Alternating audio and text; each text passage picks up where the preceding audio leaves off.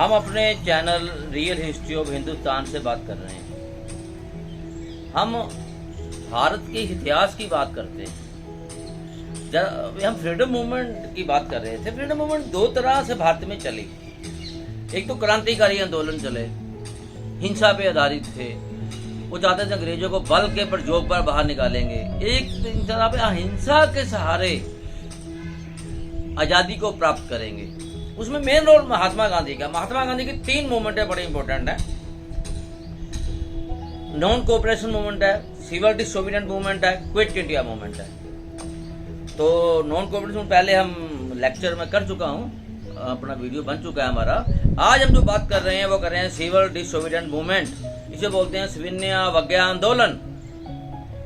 गांधी जी चाहते थे अंग्रेजों को भारत से ज्यादा अधिकार प्राप्त हो। धीरे धीरे ये मांग आजादी पूर्ण स्वराज में भी परिवर्तन हुई। पूर्ण स्वराज भी मांगने लगी कांग्रेस। पहले तो भी सिर्फ अधिराज मांगते थे, लेकिन बाद में स्वराज मांगा उन्होंने। तो मैं अपने जो मित्र हैं उनसे बेनती करूंगा मेरे चैनल को सब्सक्राइब करें। थोड़ा हौसला मिलेगा, मुझे प्रेरणा मिलेगी। मैं लगातार मेहनत करता हूँ अपने विद्यार्थियों के लिए। मैं चाहता हूँ जो कंपटीशन एग्जाम बच्चे देते हैं, जहाँ अपना बीए के बच्चे हैं, इतिहास के विद्यार्थी हैं, उनके लिए कोई अच्छी थोड़ी रिसर्च करके अच्छा उनको लेक्चर दिया जाए। आज हम बात कर रहे हैं सिविल डिसोबीडिएंट मूवमेंट, सविनय अवज्ञा आंदोलन। ये जो आंदोलन है ये भारत में बड़ा इम्पोर्टेंट आंदोलन माना जाता है। ये आंदोलन अलग अलग फेस में चला है। इसकी ना अगर माना जाए तो इसमें 3 फेस हैं अलग अलग। पहला जो फेस है, प्रथम चरण है, वो 12 मार्च 1930 से 5 मार्च 1931 तक चला है। गांधी जी ने चलाया हुआ आंदोलन है। इसको डांडी मार्च इसमें आता है। दूसरा चरण 4 जनवरी 1930 से बीच को ये आंदोलन बीच में रुक गया। 5 मार्च 1931 चला आंदोलन, बीच में थोड़ा गैप आ गया। दूसरा जो चरण है, सेकंड फेस है, वो 4 जनवरी 1932 में द्वारा ये चला। फिर ये 4 जनवरी 1932 से लेकर 8 मार्च 1933 तक लगभग 1 साल फिर चला ये। तीसरा चरण फिर 1 अगस्त 1933 से लेकर 20 मई 1934 तक चला, व्यक्तिगत सत्याग्रह है। 3 अलग अलग फेज में चला। हम तीनों की बात करेंगे। देखो, ये हम कोई भी बात करते हैं ना, पहले उसका कारण करते हैं। हिस्ट्री में वाई कि क्यों आंदोलन ये चला, कारण क्या है इसका। देखो, ये माना जाता है भी जब गांधी जी ने नाम मिलवर्तन आंदोलन को स्थगित किया, नॉन कोऑपरेशन मूवमेंट को स्थगित कर दिया, तो कुछ लोग नाराज हो गए उसमें। वो चाहते नहीं थे भी आंदोलन हो, क्योंकि आंदोलन आजादी की तरफ बढ़ रहा था, लोगों में जागृति आ रही थी। लेकिन गांधी ने चोरा चोरी के स्थान पर जो हिंसा हुई उसमें अंग्रेज मारे गए, 18 व्यक्ति को जिंदा जला दिया गया, तो उसमें आंदोलन को वापस ले लिया। तो उस समय जो खास तौर पर मोतीलाल नेहरू और CR दास, उनके महात्मा गांधी से मतभेद हो गए। उन्होंने अपनी अलग पार्टी की स्थापना की, स्वराज पार्टी। वो चाहते थे कि जो अपने लेजिस्लेटिव काउंसिल होती है, सेंट्रल लेजिस्लेटिव काउंसिल है, उसके इलेक्शन होते हैं, उनमें भाग लिया जाए और अंग्रेजों के जो ये काउंसिल है उसमें जीत के जाया जाए और उसमें वहां पर अंग्रेजों का काम रोका जाए, अपने मर्जी के कानून बनाए जाए। उनकी काम रोको की नीति थी। तो 1923 में जब सेंट्रल लेजिस्लेटिव काउंसिल के इलेक्शन हुए तो उसमें ये स्वराज पार्टी के 45 उम्मीदवार विजय हो गए। सरकार को परेशान करने लगे। वो कहते थे उत्तरदायी सरकार की मांग करने लगे। वो चाहते थे भी उत्तरदायी सरकार हो, लोगों को मौलिक अधिकार हो। जो सरकार है ज्यादा से ज्यादा लोगों को मौलिक अधिकार दो, उनकी परेशानी को दूर करें। लेकिन 1926 में चित्तरंजन दास की मृत्यु के साथ ये आंदोलन ठंडा पड़ गया। इसकी कोई खास गतिविधियां यहाँ नहीं, लेकिन एक वातावरण तैयार हो गया। दूसरा सबसे बड़ा कारण यहाँ पर बनता है सिविल डिसोबीडिएंट मूवमेंट का साइमन कमीशन। देखो, अंग्रेजों ने एक वादा किया था कि हम हर 10 साल के बाद कोई ना कोई सुधार करेंगे भारत में। तो 1909 में 1919 में एक्ट हुआ था, अब 1929 में था।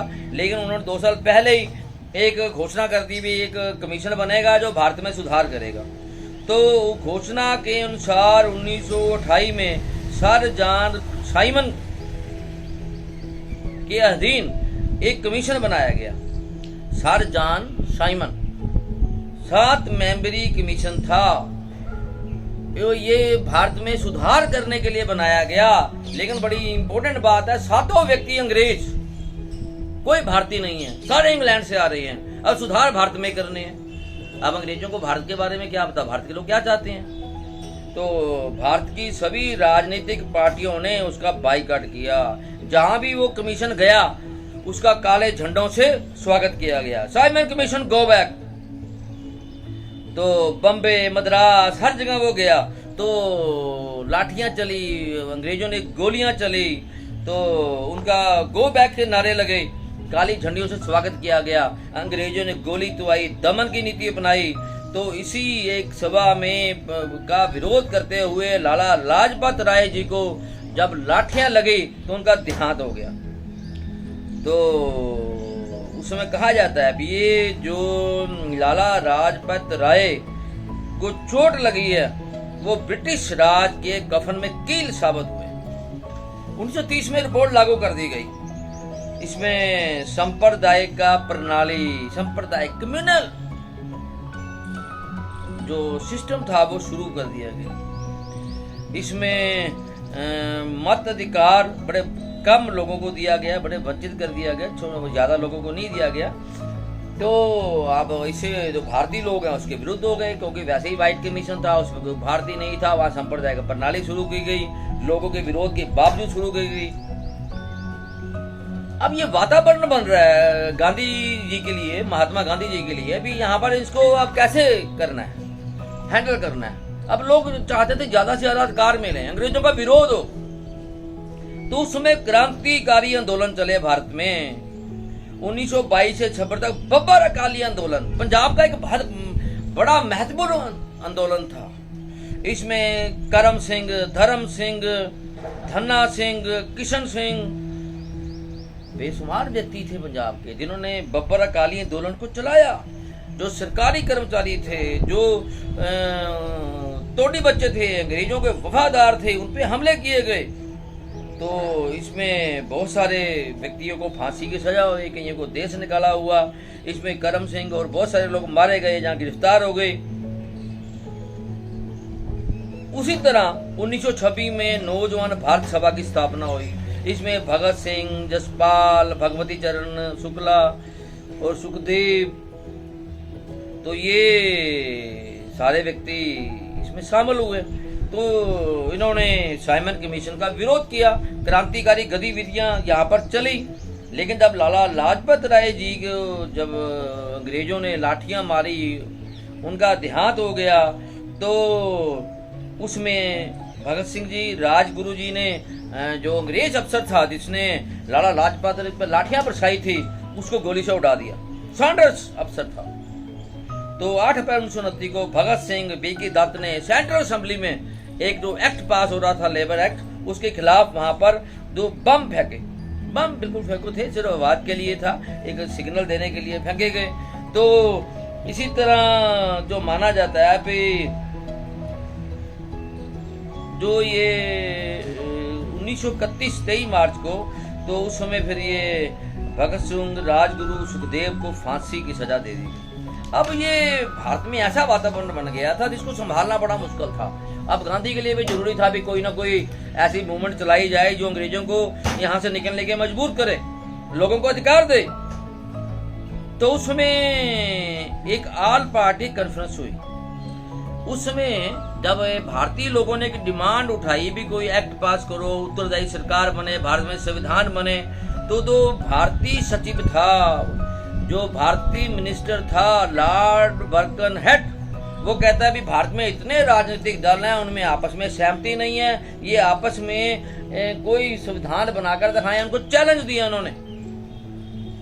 अब जो ये चैलेंज था, भारतीय जो राजनीतिक दल थे उन्होंने चैलेंज को स्वीकार किया। उनका ठीक है, हम स्वीकार करते हैं, हम भारतीय संविधान का निर्माण आपको करके दिखाएंगे। जो दिल्ली में ऑल पार्टी कॉन्फ्रेंस हुई, उसमें 29 जो अलग अलग संगठन थे उन्होंने भाग लिया। मोतीलाल नेहरू की अध्यक्षता में एक कमेटी बनी। 3 मास में संविधान तैयार हुआ, सर्वसम्मति से स्वीकार किया गया। इसको बोला जाता है Nehru report, Nehru committee report.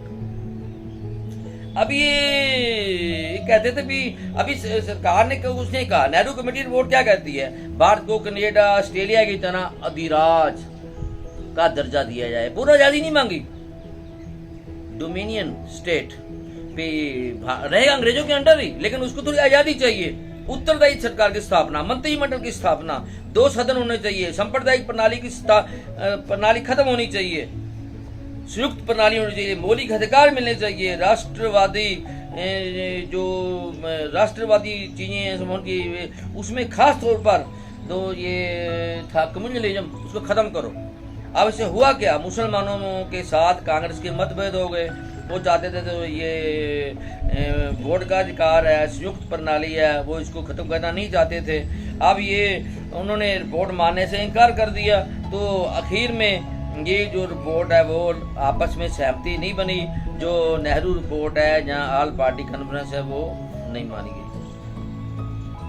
अब गांधी जी उस समय अंग्रेजों के साथ अभी उनके संपर्क में थे, तो गांधी इरविन एक मीटिंग हुई, वाइस राय थे उस समय इंग्लैंड में। जो लेबर पार्टी है वो विजय हुई। लेबर पार्टी थोड़ी उदारवादी है, वो प्रजातंत्र की हमायती है, लोगों को आज़ादी उतारती थी। कांग्रेस को विश्वास था कि ये अब आज़ादी की संपर्क है, हमें कुछ थोड़े अधिकार मिलेंगे। लेकिन जब वो लेबर पार्टी आ गई, लेकिन उन्होंने से बातचीत की, उन्होंने अब कोई भी मांग मानने से इनकार कर दिया।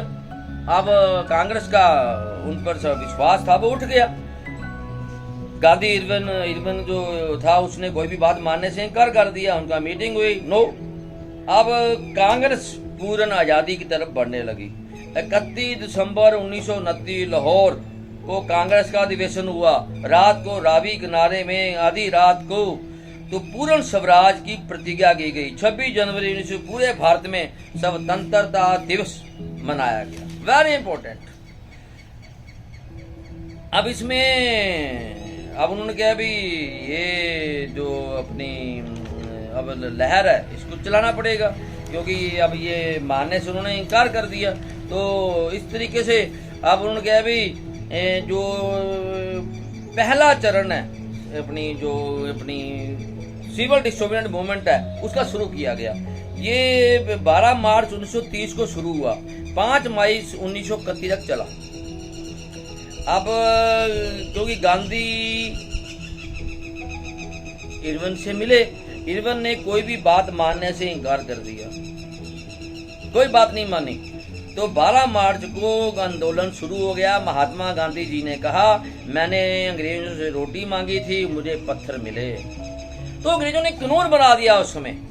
तो सबसे नमक जो भारतीय लोग तैयार करते थे उस पर भी कर लगा दिया।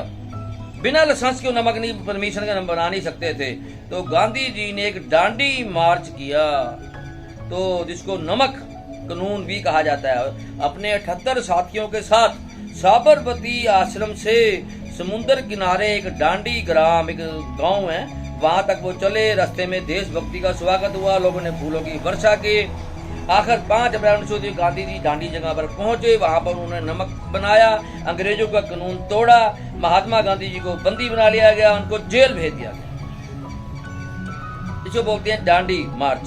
उन्होंने कानून तोड़ा अंग्रेजों का। तो महात्मा गांधी जी ने जो पहला चरण है सिविल डिसोबीडिएंट मूवमेंट में, उसमें सिंपल कहा भी आप नमक बनाओ। जो खास तौर पर ये विदेशी चीजें हैं उनका बाइकाट करो, विदेशी वस्त्र हैं उनका बाइकाट करो, स्कूलों का बहिष्कार करो, गवर्नमेंट जो एम्प्लॉइज है वो उनसे त्याग पत्र दें, और अदालतों का बहिष्कार करो। अंग्रेजों को टैक्स देने की जरूरत नहीं है, और असेंबली और काउंसिल के जो मेंबर हैं वो अपना त्याग पत्र दे दें। अब ये आंदोलन बड़ा बढ़ गया, इसकी प्रगति होने लगी। ये प्रभात फेरियां निकाली जाने लगी पूरे भारत में। सुबह सुबह प्रभात फेर निकलते थे और पूरे गांव में लिटरेचर बांटा जाता था। तो कांग्रेस के नेता जो बाकी राष्ट्रवादी थे पूरे देश में भ्रमण करते थे तो वो बच्चों को राष्ट्रीय धारा में लाने के लिए एक मॉन्क की आर्मी बनाई गई। अब पूरे देश में एक जागृति पैदा हो गई, पूरे देश में ये आंदोलन फैल गया, नमक कानून तोड़ा गया, हड़तालें होने लगी, विदेशी चीजों की होली जलने लगी, स्कूलों का अदालतों का बाइकाट होने लगा। उस समय फिर गवर्नमेंट को लगा भी अब आंदोलन को संभालना मुश्किल है, तो सरकारी दमन शुरू कर दिया गया। लोगों पर लाठियां बरसाई गई, गोलियां चलाई गई, जुर्माने किए गए, संपत्तियां जब्त की गई, बड़े लोगों को बंदी बनाया गया, 90,000 तक लोगों को कैद कर दिया गया। तो कांग्रेस को सबसे बड़ी बात गैर कानूनी संस्था घोषित कर दिया गया। अब इसमें कई लोगों की जानें भी गई। अब अंग्रेज ये चलता रहा काम। तो इसके बाद साइमन कमीशन रिपोर्ट जो मैंने बताया आपको 27/1930 को लागू हो गई, उसका बाइक किया गया। संविधान निर्माण का करने के लिए 12 नवंबर 1930 को अंग्रेजों ने एक राउंड टेबल कॉन्फ्रेंस लंदन में बुलाई। उसमें 89 प्रतिनिधि भारत के, भारतीय रियासतें थी तो 562, उसमें मुस्लिम लीग भी थी, हिंदू महासभा थी, वो उसमें शामिल हुए। लेकिन जो बड़ी पार्टी थी उस समय लोगों को प्रतिनिधित्व करती थी, कांग्रेस उसमें शामिल नहीं हुई। तो आखिर 19 नवंबर 1930 को ये जो राउंड टेबल कॉन्फ्रेंस है वो असफल हो गई। अब उनको लगा भी ये तो बात नहीं बन रही, तो इरविन ने द्वारा महात्मा गांधी से बात की। तो फिर एक 5 नवंबर 1930 में गांधी और इरविन में एक समझौता हुआ जिसे बोलते हैं गांधी इरविन पैक्ट। उसने कहा भी कांग्रेस पर जो प्रतिबंध है वो हटा लिया गया, जो बंदी बनाए गए थे बड़े सारे लोगों को उनको रिहा कर दिया गया। ये कोई समझौता हो क्या, मतलब दमनकारी जो आदेश थी वो वापस ले गया। कानून मतलब कुछ सीमित इलाकों में नमक बनाने की आज्ञा दे दी गई। तो इससे जो पहले फेज का था आंदोलन था सिविल डिसोबीडियंस मूवमेंट, वो अब खत्म हो गया, उसको खत्म कर दिया गया। अब दूसरा चरण शुरू हुआ है फिर 4 जनवरी 1932 को, ये फिर 8 मई 1933 तक चला। इसका कारण बड़ा सिंपल था, क्योंकि अब इसमें जो हम बात कर रहे हैं इसमें जो 1931 के जो ये ना सेकंड राउंड टेबल कॉन्फ्रेंस हुआ है 1931 में 7 सितंबर को।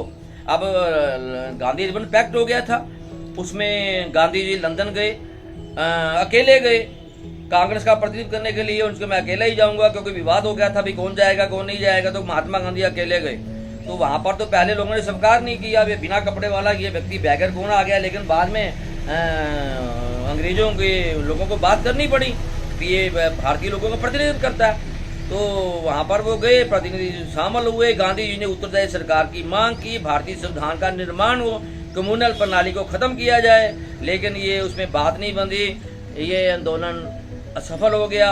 गांधी जी ने 1931 को वापस आ गए, तो उन्होंने आकर किया मैं खाली हाथ वापस लौटा हूं। अब वापस आ गए, कोई उनकी बात नहीं मानी गई। तो महात्मा गांधी जी ने दोबारा सिविल डिसोबीडियंट मूवमेंट को फिर शुरू किया। अब ये क्योंकि सेकंड राउंड टेबल फेल हो गई थी, तो 4 जनवरी 1932 को द्वारा जो सविनय अभंग आंदोलन से शुरू किया गया। अब इसमें फिर वही बातें थी, अंग्रेजों का बाइकाट है, टैक्स नहीं देना, स्कूलों में नहीं जाना, अदालतों का बाइकाट है, सरकारी जो चीजें हैं उसको स्वीकार नहीं करना। तो अंग्रेजों ने दमन चक्कर चलाया, अनेक लोगों को बंदी बनाया। उसमें जवाहरलाल नेहरू है, बाकी जितने भी लोग थे, डॉक्टर शेरवानी है, अलग अलग लोग हैं, उत्तर पश्चिमी सीमावर्ती प्रांत के लोग थे। वहां पर एक क्रांतिकारी दल बना, लाल कुर्ती दल, उसको गैर कानूनी घोषित कर दिया गया। अब गांधी जी ने 28 1931 को ये जो आंदोलन है, जब वाइस राज को मिलने की जो दमनकारी नीति थी उसमें जो था कांग्रेस को फिर गैर कानूनी घोषित कर दिया गया। 80,000 गिरफ्तारियां हुई, धरने हुए, प्रदर्शन हुए, जुर्माने हुए, वहां पर गोलियां चली। अब कांग्रेस को लगा भी ये तो आंदोलन चल रहा है, अंग्रेजों को लगा भी अभी आंदोलन को नहीं रहा, यहाँ पर थोड़ा डिवाइड एंड रूल की पॉलिसी बनाई जाए। तो अंग्रेजों ने फिर 1932 में कम्युनल अवार्ड दिया, क्योंकि second round table conference fail हो चुकी थी। अब रैमजे मैकडोनल्ड्स ने घोषणा की इस अवार्ड को कि प्रांतीय विधान सभाओं में अब ये जो कार्य सांप्रदायिक प्रणाली वो शुरू कर दी गई, सीटें नियत कर दी गई अलग अलग धर्मों की, अलग अलग वर्गों की, मतलब चाहे मुस्लिम है, हिंदू हैं, अलग अलग चाहे वो हरिजन है, मतलब उनको अलग अलग लोगों को अलग अलग तरह की सीटें रिजर्व कर दी गई, अलग अलग उसके अधिकार बना दिया गया। अब इसके विरोध में पूरी देश में आवाज उठी। अब महात्मा गांधी जी उसमें पूना जेल में थे, उन्होंने पूना जेल में ही अपना एक अमर अनशन शुरू कर दिया पे ये कैसे हो सकता है, हम तो भारत के लाल हैं, सभी एक हैं, हमें अलग बिल्कुल नहीं चाहिए। तो उस समय फिर मदन मोहन मालवीय, डॉक्टर राजेंद्र प्रसाद जी ने मिलकर और BR अम्बेडकर जी के साथ मिलकर ये एक समझौता हो गया। उसमें जो एक पूना पैक्ट कहा जाता है, उसमें जो ये जो अंग्रेज सरकार है उनके भी हरिजन को जो अलग दिया गया था अधिकार वोटिंग का, वो खत्म कर दिया गया। अब संयुक्त चुनाव प्रणाली वो शुरू कर दी गई। अब इसमें 17 नवंबर 1932 को जो 46 भारतीय फिर थर्ड राउंड टेबल कॉन्फ्रेंस हुई 17 नवंबर 1932 को, तीसरी राउंड टेबल कॉन्फ्रेंस ये भी लंदन में हुई। तो इसमें बहुत सारे लोग शामिल थे, लेकिन इसमें कांग्रेस शामिल नहीं थी। कांग्रेस 1931 नहीं शामिल हुई, 30 में नहीं हुई, 32 में नहीं हुई। इसमें अब कांग्रेस शामिल नहीं हुई, उसमें फैसला लिया गया व्हाइट पेपर प्रकाशित किया जाए। तो अब इस जो बनाया गया संविधान 1935 का जो एक्ट है वो पास किया गया।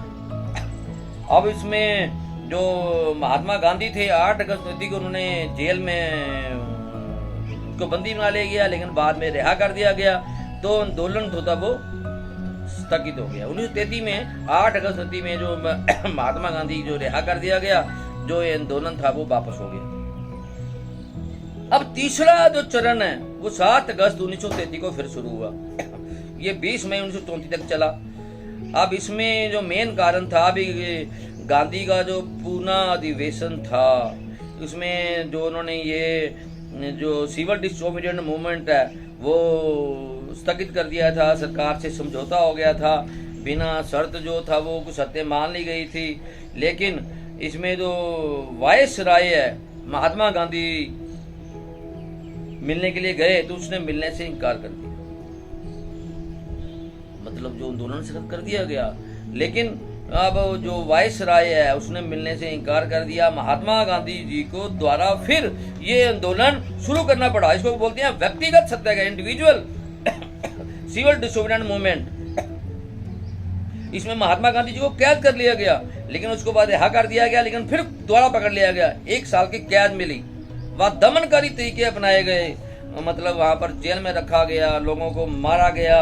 तो धीरे धीरे आंदोलन बड़ा बढ़ गया, लेकिन आंदोलन बहुत लंबा हो गया था। 1930 से चला था, तीसरे चरण में चला था, तो थोड़ा असफल होने लगा। तो कांग्रेस कमेटी ने ये जो आंदोलन था फिर धीरे धीरे ये वापस ले लिया।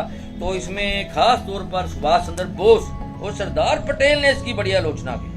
उसने कहा नहीं, उसने कहा भी ये महात्मा गांधी जी ने 13 वर्ष के बलिदान पर पानी फेर दिया, अगर ये नहीं तो देश जल्दी आजाद हो जाता। लेकिन ये तो फिर तो सिविल डिसोबीडिएंट मूवमेंट से 1934 में ये खत्म हो गई, लेकिन आंदोलन चलता रहा। 1947 में देश आजाद हो गया। अब महात्मा गांधी को आंदोलन और चलाना पड़ा, जैसे बोलते हैं क्विट इंडिया मूवमेंट, वो हम अगले वीडियो में करेंगे। आज के लिए इतना ही है, धन्यवाद, थैंक यू।